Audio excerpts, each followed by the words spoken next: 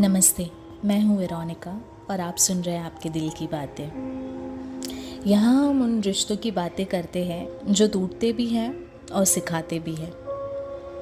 आज की कहानी प्यार, धोखे और माफ़ी की है। मेरा नाम आरव है और वो नैना।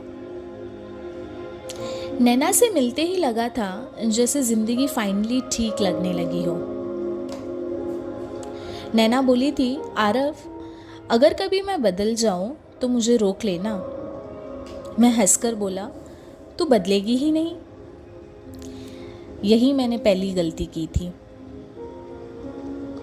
हमारी बातें लंबी होती थी। नैना कहती थी, अगर हम अलग शहर में भी रहे तो भी साथ रहेंगे ना। और मैं कहता था, अगर तू साथ है तो जगह मायने नहीं रखती। वो मुस्कुराई, लेकिन उसकी आंखें कुछ और कह रही थी।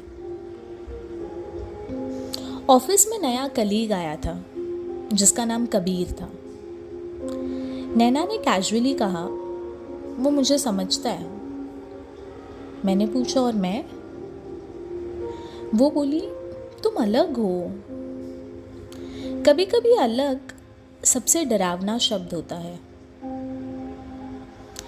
एक रात नैना का फ़ोन बजा और मैसेज में था, आई मिस यू।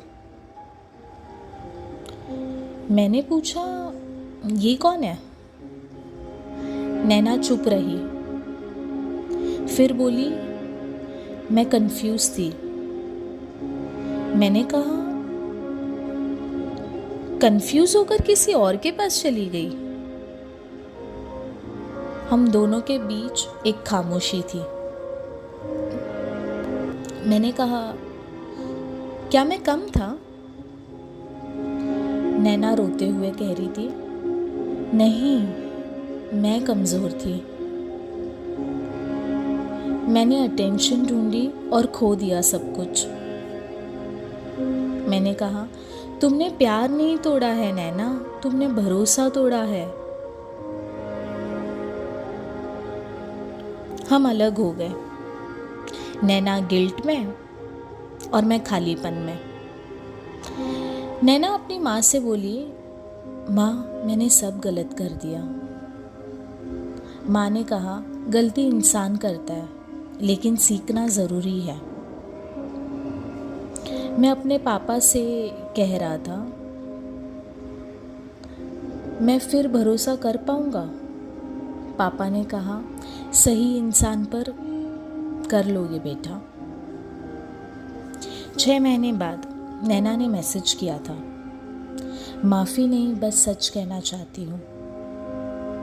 वो बदली हुई थी।